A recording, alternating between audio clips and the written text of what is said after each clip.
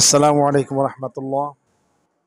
সম্মানিত দর্শক শ্রোতা, আজকে আমরা বারাক্রান্ত হৃদয়ে প্রকাশ করছি যে তালিম কোরআন কমপ্লেক্স সম্মানিত চেয়ারম্যান, চট্টগ্রাম প্রাইভেট মাদ্রাসা অ্যাসোসিয়েশন সম্মানিত চেয়ারম্যান, বহু হাফেজ আলিমের উস্তাদ, আমাদের কওমি মাদ্রাসার একজন মুরব্বী, চট্টগ্রাম শহরে যাকে আমরা একটা আশ্রয়স্থল মনে করতাম, ওলামায়ে দেওবন্দের প্রতিচ্ছবি হজরত মাওলানা হাফেজ মোহাম্মদ তৈয়ব রহিমাহুল্লাহ আমাদের থেকে বিদায় নিয়েছেন।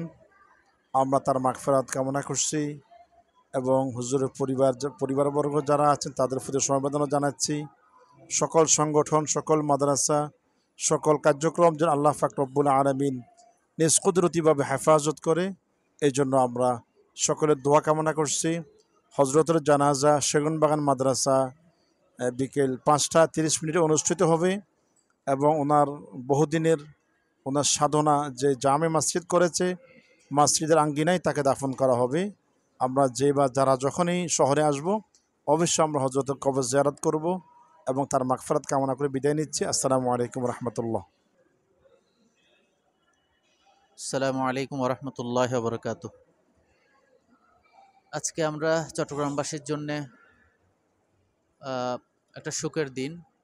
আমাদের চট্টগ্রামের অভিভাবক, প্রাইভেট মাদ্রাসা অ্যাসোসিয়েশন এবং সেগুনবাগান তালিমুল কোরআন কমপ্লেক্স সহ বহু দিনী প্রতিষ্ঠানের প্রতিষ্ঠাতা ওস্তাজুল হুফাজ হাফিজ মাওলানা তৈয়ব সাহেব হুজুর আজকে আমাদের মধ্য থেকে বিদায় নিয়ে গেছেন সকাল 7টা 30 সিএসসিআর হাসপাতালে।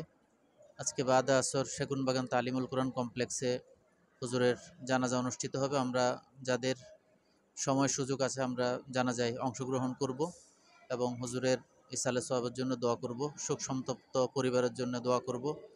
হুজুর আমাদের একজন অনেক সব মাদ্রাসা জগৎ ছোট থেকে বড় সবার জন্য একজন আন্তরিক অভিভাবক ছিলেন। ছোট থেকে বড় সবাই যার যে প্রয়োজন হুজুরের কাছে আসতো, হুজুর সেই প্রয়োজনটাকে যেভাবে সম্ভব সেভাবে সমাধান করার চেষ্টা করতেন। আজকে হুজুর আমাদের মধ্য থেকে বিদায় নিয়ে গেছেন, আমরা অভিভাবক শূন্য হয়ে গেলাম। আমরা সবাই হুজুরের জন্য দোয়া করব এবং হুজুরের জিয়ারতে আসব। আল্লাহ জান্নাতের আলা মাকাম দান করুন।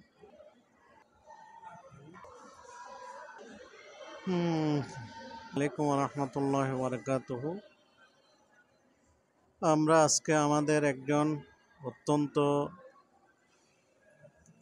শ্রদ্ধেয় অভিভাবককে হারালাম, যিনি চট্টগ্রাম সহ সারা বাংলাদেশের অসংখ্য শিক্ষা প্রতিষ্ঠানের প্রত্যক্ষ এবং পরোক্ষভাবে পরিচালনার দায়িত্ব পালন করেছেন, যিনি সকল দ্বীনি শিক্ষা প্রতিষ্ঠানের বিপদে আপদে বিভিন্ন সমস্যার সমাধানে এগিয়ে এসেছেন সর্বদা। আজকে আমরা তাকে হারিয়ে আমরা অত্যন্ত গভীর শোকাহত। আল্লাহ তাআলা তাকে জান্নাতুল ফেরদাউসের আলা মাকাম দান করুন এবং তার জীবনের সমস্ত গুনাহ খাতা আল্লাহ তাআলা মাফ করে দিন। তার এই শূন্যতাকে আল্লাহ তাআলা যেন কোনো যোগ্য ব্যক্তির মাধ্যমে পূরণ করে দেয়, সেই জন্য আল্লাহর দরবারে দোয়া করি। সকলের কাছে দোয়া চাই, আল্লাহ তাআলা যেন তাকে জান্নাত নসিব করেন, তাকে ক্ষমা করে দেন। এই জন্য সবাই আল্লাহর কাছে দোয়া করবেন, এই আশা রাখছি। এই আশা রেখে আমার কথাকে এখানে শেষ করছি। আসসালামু আলাইকুম রহমতুল্লাহ।